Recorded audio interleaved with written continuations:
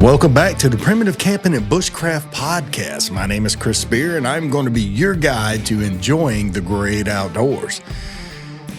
How do you prepare your food before you head out into the woods? Do you bring just freeze-dried? Do you bring just add water? Do you bring dehydrated?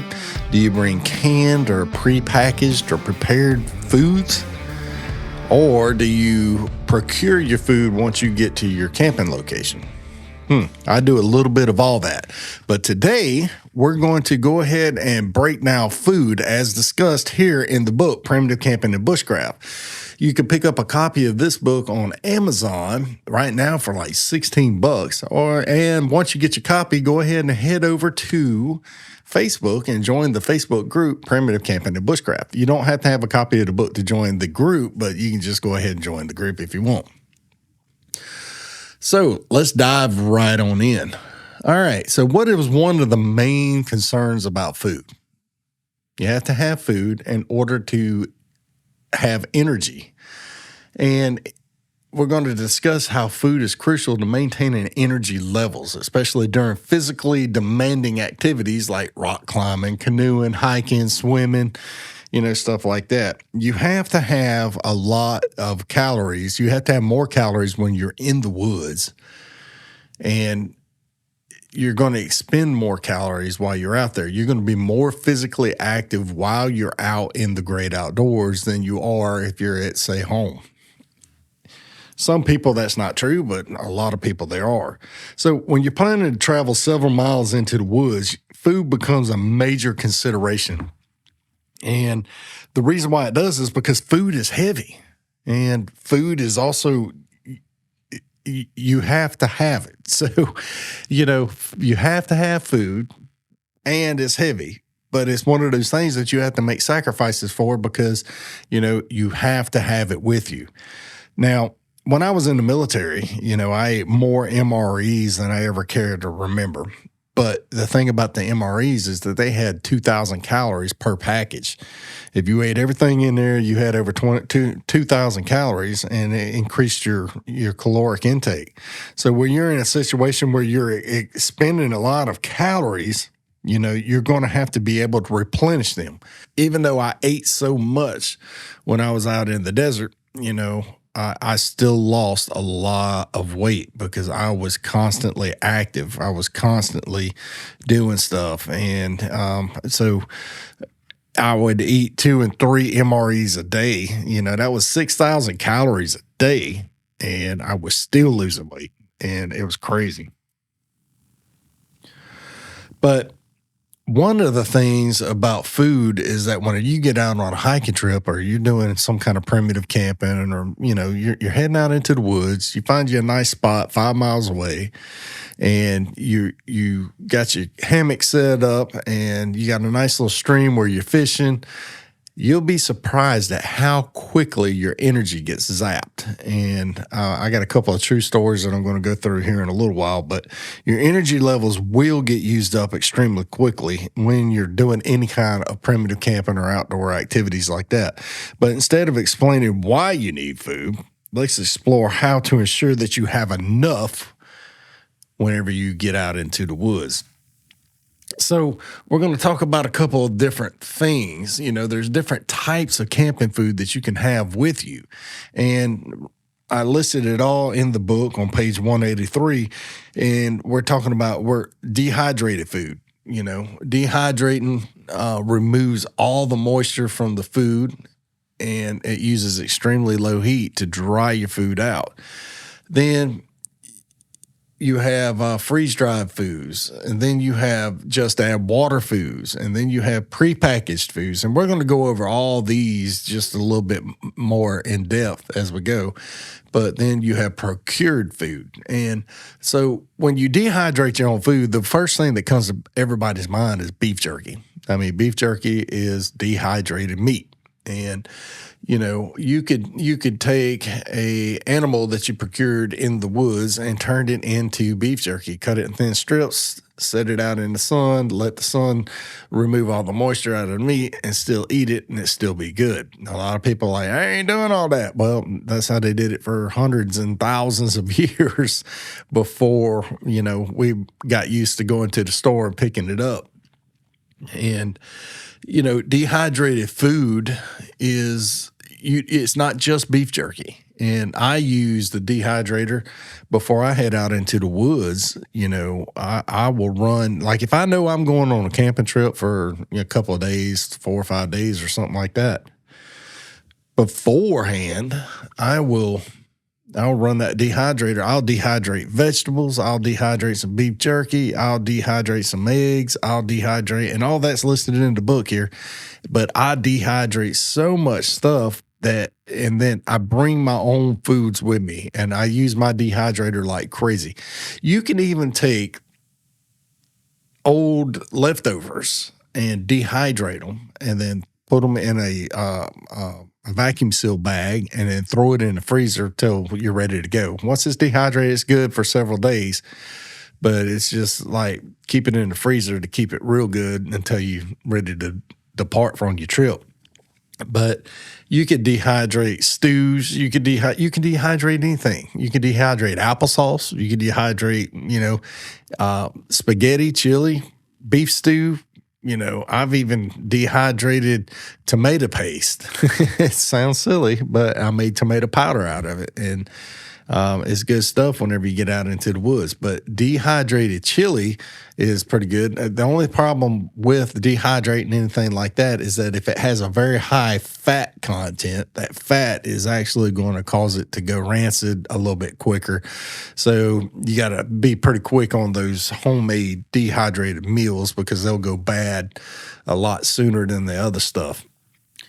Now, one of my favorite things to do with a dehydrator is, besides beef jerky, I make some beef jerky like crazy every time I go out, but one of my favorite things to do is vegetables. You could do tomatoes, you could do squash, you could do zucchini, onions, mushrooms, and I do all those. For example, with the squash, I like to take a squash and zucchini and cut them things up and lay them out on the dehydrator with a little salt and pepper.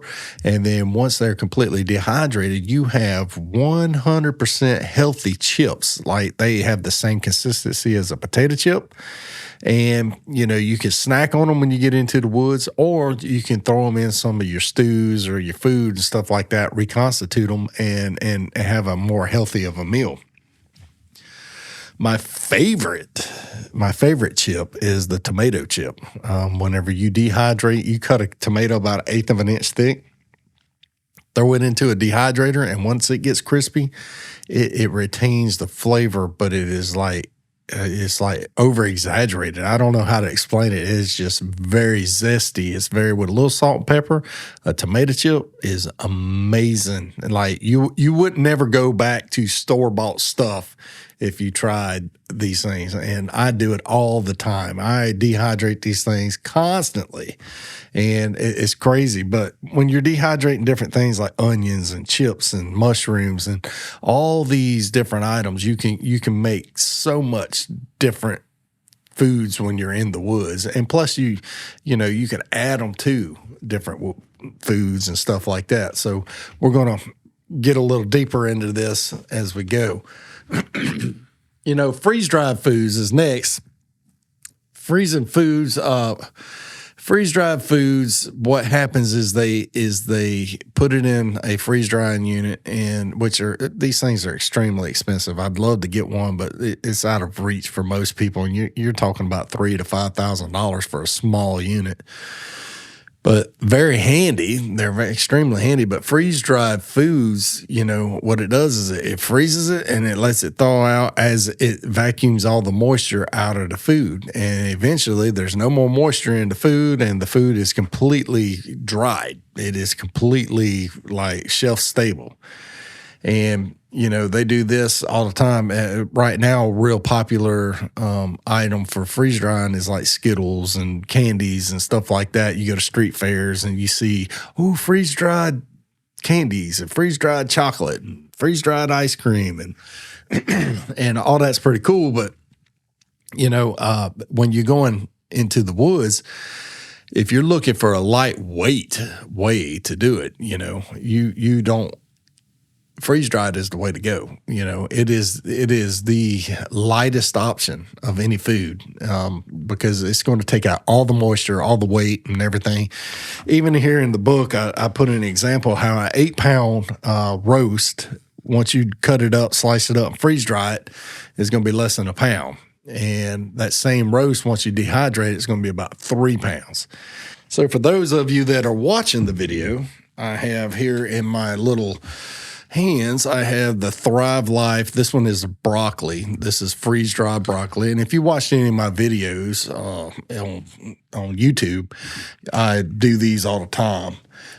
Right here we got, I don't even know what that is, butternut squash. And I got butternut squash right here. And then I got a big old container of chopped spinach. I love some spinach. Spinach is good for you. Spinach actually is extremely healthy for you. It has a lot of calcium, iron, potassium, vitamin A, vitamin C, vitamin D. It is extremely good for you. And true story, this is weird, but heart palpitations, if you suffer from heart palpitations, spinach will extremely help that condition. Now, freeze-dried, I did a video here recently where I made my own freeze-dried meal, and I took these canisters that I just demonstrated for those watching the video. I have little canisters full of different variations of freeze-dried stuff, and I would open these up and I would add half a cup to a vacuum seal bag, and I would add certain ingredients to it, and then I would add rice, the parboiled, not parboiled, but the instant rice, and then I would make my own freeze-dried meal. And these meals were large enough to where you could feed 2 people. And, it's extremely cost effective to do it that way. It's more cost effective than it is to go into the store and buy you let's say a Mountain House or, one of them other brands. And it's more cost effective. Now, it's expensive up front, but in the long run, you save money because your meals are going to be cheaper. So if you're actually constantly out in the woods, and you're going camping, let's say three times a month or more, just if you go camping more than the average person, then buying the bulk stuff is going to be the way to go. So now we're moving on to just add water meals. And as you could tell, in the name, just add water means exactly what it means. Just add water. And everybody knows that you can get the instant mashed potatoes. You can get chicken and rice, chicken and broccoli rice-a-roni, or chicken and broccoli, rice, or jalapeno and something noodles. And, all you have to do, everything's in one bag. You just heat up some water, add the bag to the water, and then a couple minutes later, voila, you got you a nice little meal. Now, with that, you can add some freeze-dried meats to it, or, stuff like that. You can always add stuff to it. And, freeze-dried stuff goes real well with just add water stuff. Now, the thing about just add water is that it's real convenient and it's readily available. You could go to the Dollar General. You can go to Dollar Tree, Walmart, any of these big stores, and you can find just add water products right there on their grocery shelves for 95 cents or $1. And you could, for instance, one of the things that I love is the Idahoan Baby Reds, the mashed potatoes. And those things are good. And you could throw them dudes in your backpack and have a meal just off of the potatoes. The beautiful thing about potatoes is that it's going to be a very high caloric intake, and it's going to be a very satisfying meal. You can add stuff to it, but you can't take away, but you can add stuff to it and add more, and just add more flavor, add more food items into it, more protein or anything like that. But, just add water foods, like baby red mashed potatoes, and that's my personal favorite. But these, chicken flavored rice, jalapeno and cheddar pastaroni, stuff like that. All these foods are about $1. And one of my favorite ones is going to be the Hungry Jack hash brown potatoes. Hungry Jack hash brown potatoes comes in like the old school milk carton, it looked like. And these dudes right there most people use them for breakfast, but you can add them to a soup. You can make a soup out of those. You can you can thicken up a stew with the potatoes. You boil them potatoes down and the starches come on. All they are is they're parboiled and then they are dehydrated. And the reason they do that is because if you dehydrated a regular potato, it tastes horrible. So I've tried it, but you have to parboil it and boil the potato, and then dehydrate the potato, and that's what they do. So, just add water meals are easily available. They're very lightweight and they are very quick to prepare. But now we're going to look at the prepackaged foods. Now, what I was talking about whenever I was saying prepackaged foods in the book is that I'm talking about summer sausage, tortillas, energy bars, sardines, stuff like that. They're tasty. They have their pros. They have their cons. They're a little bit heavier, but they also have nutritional value that you're going to need to help keep your energy levels up while you're out there. For instance, one of my you will always find this with me whenever I go camping is summer sausage. Summer sausage is an excellent prepackaged food because it don't need to be refrigerated. It does not weigh a lot. You can get a 1 pound summer sausage and you can eat on that for several days in the woods. And I often eat summer sausage for breakfast with my eggs, and then I add it to my beans, or, I always have beans and rice with me when I go in there. One, because it gives you all your proteins and your carbs in there. And it refills your energy levels. And another thing, adding the summer sausage to the beans and the rice is just like, that's how you do it. I'm from South Mississippi. You have to have a meat in with your beans and rice. Tortillas are easy to take with you, and they're very lightweight. So you can put them into a vacuum seal bag, and they last forever, and they're lightweight, and you can eat them with every meal. You can have some sort of bread with you for every meal, and add them carbs that you need, give you that boost of energy that you need. And those tortillas are real easily packable, and they go with almost everything. Now, sardines, Spam, Vienna sausage, and other canned meats may be appealing for various reasons, but the major downside to these items is that they weigh a lot. Now, depending on how far you go in the woods, you're not going to want to bring a case of Vienna sausage with you, because after 4 miles in the woods, a case of Vienna sausage is going to feel like it weighs 5,000 pounds. And that's not what you want when you're heading into the woods. So prepackaged foods that's the only downside to them, is the weight. Edible essentials is going to be like your dried beans, instant rice, let's see, peanut butter, stuff like that, drink packets, instant coffees, green teas, powdered milk, shortenings. And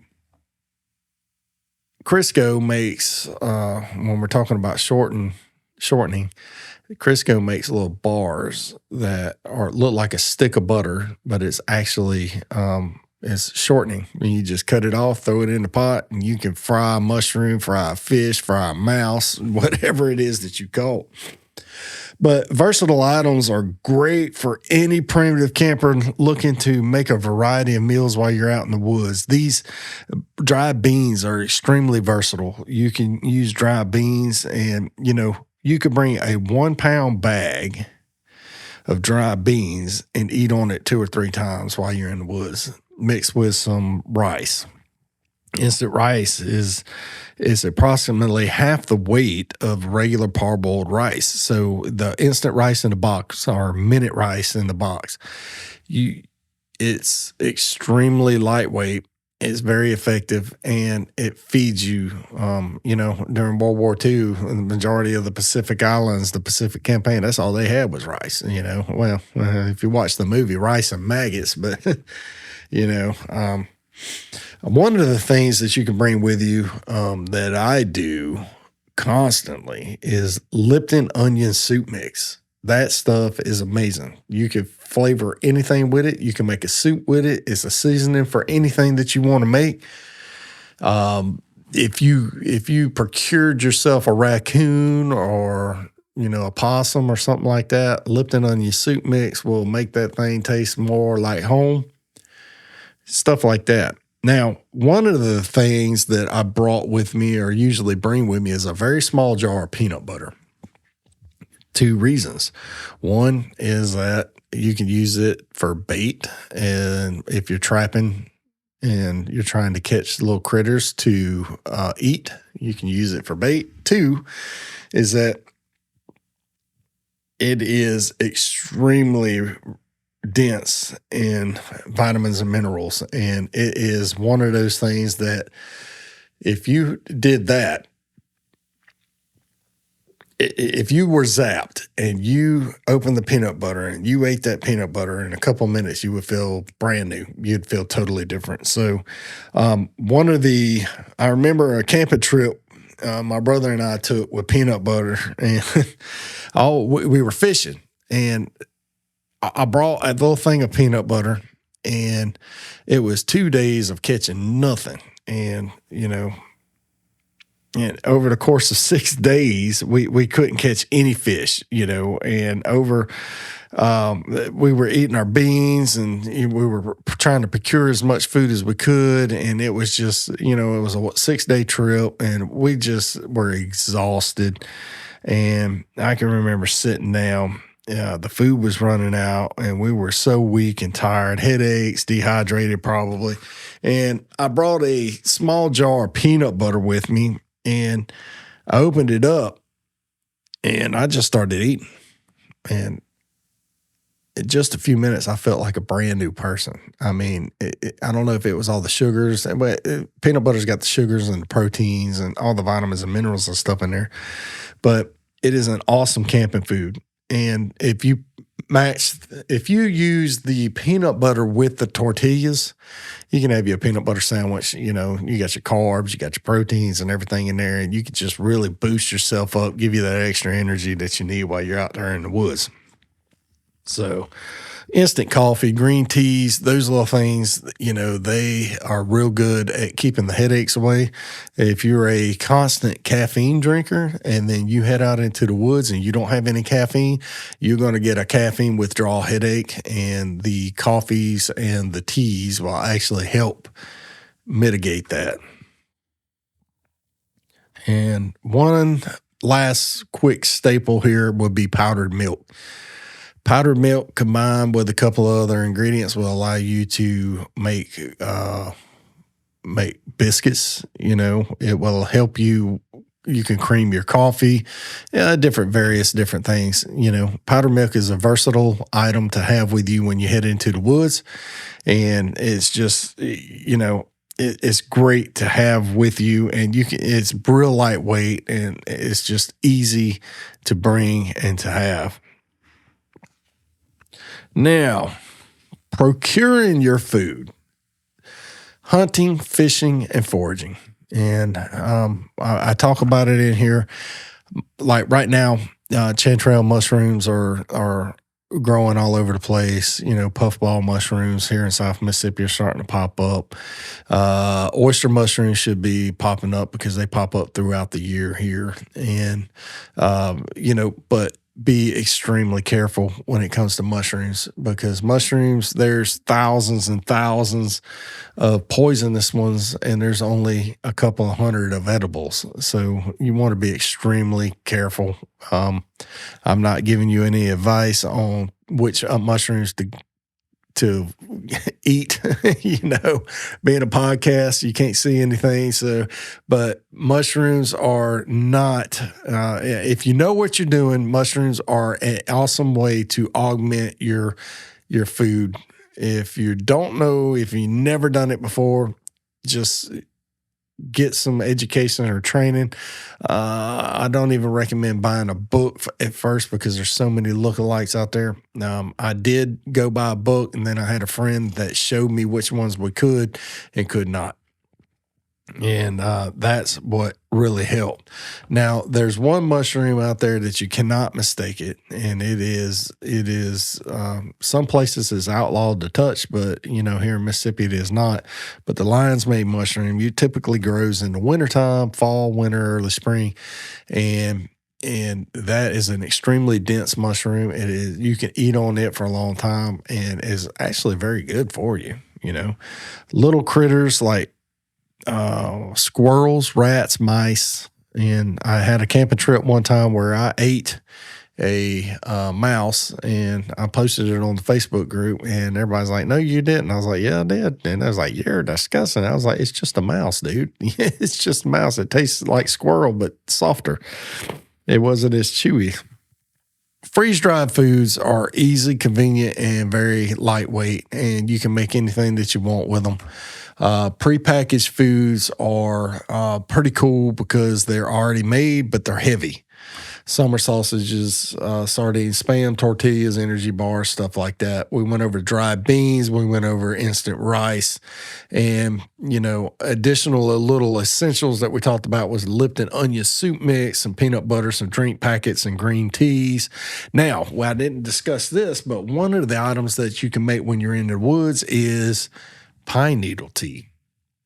Pine needle tea has a natural source of vitamin C, and it's going to give you a boost. It's going to help you from getting sick. It boosts your immune system while you're in the woods, and it just helps keep you refreshed. Now, to make that, you're going to find pine needles. Don't use yew or Long Island Norfolk pine or something like that, or yew pine. Everything is in here in the book. Virginia pine and white pine are particularly good for this. You can use loblolly pine, longleaf pine, stuff like that, but Virginia pine and white pine are particularly good. And it's you want to get a inch diameter of leaf clusters, and then you want to cut those up. Bring some water to a boil, take it off the heat, throw the leaves in the water, and then cover it. Let it sit for about 10 to 15 minutes until you take the lid off and all the leaves are on the bottom and they turn like a lime green color. Then just filter them out and drink the tea, and that's it. If you got a little honey with you, or you found some honey while you're in the woods, then you're good to go, and you can sweeten it up a little bit. Sweetened pine needle tea that has been sweetened with honey is amazing. It really is. And plus, it's real good for you. Honey's got a natural antibiotic. And then you got the pine needle tea, which is a natural vitamin C. So you're good to go for that. All right. We did the seasonings. Oh, seasonings. Let's go over seasonings. Now, one of the things about seasonings is, let me see here. One of the things about seasonings is that you can bring your favorite seasonings that you want with you. Staples are salt and pepper, but I love Tony Chachere's Creole mix, if it's not Tony Chachere's, Zataran's Creole seasoning or something to that effect.